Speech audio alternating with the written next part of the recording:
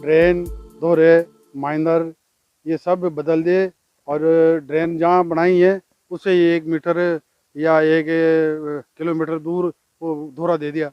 अब उसका पानी उसमें कैसे जाएगा?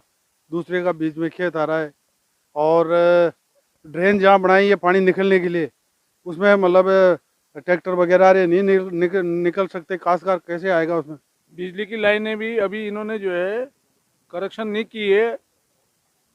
रोड के ऊपर होकर बेचारे जो दूसरी तरफ इनके कनेक्शन है उनको जो है कई बार इनके ट्रक तोड़ जाते हैं। इन्होंने उसका संचालन सही तरीके से नहीं किया है। वैसे भी जो बड़ी लाइनें आई हैं उनमें भी किसानों के खेतों के जो एक एक खंभे थे 33 kV के जो बड़े ऊंचे बनते हैं, अब उसमें दो दो खंभे साइडों में दे रहे हैं। उसके लिए उनको कोई ज़मीन का मुआवजा तो नहीं दिया जाता, पर जब काम चलेगा तो 1 1 किलोमीटर में उनके खेत में गिट्टी रेते वगैरह ठेकेदार पटक देगा, उसके खड्डे की मिट्टी निकलेगी, उसको वहीं छोड़ देगा।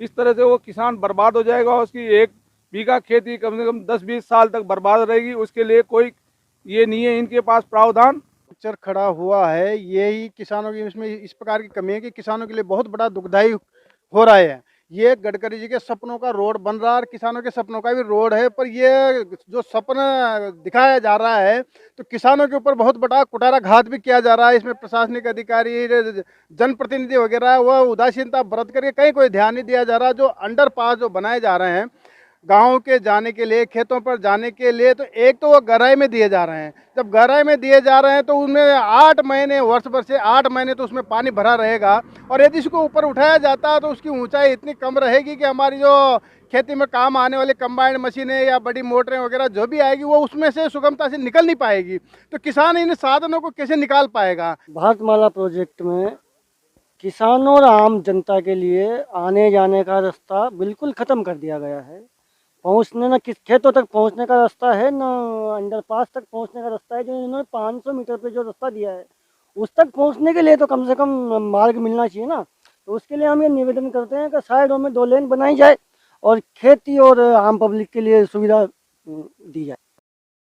सभी हमारे यहाँ के जो भारतमाला प्रोजेक्ट के अंदर जो ज़मीनें आई है सब किसान परेशान है। न तो इनके साइडों के अंदर रास्ते दिए हैं और नई जो इनने रास्ते दे रखे हैं उन तक पहुँचने का कोई रास्ता दिया है।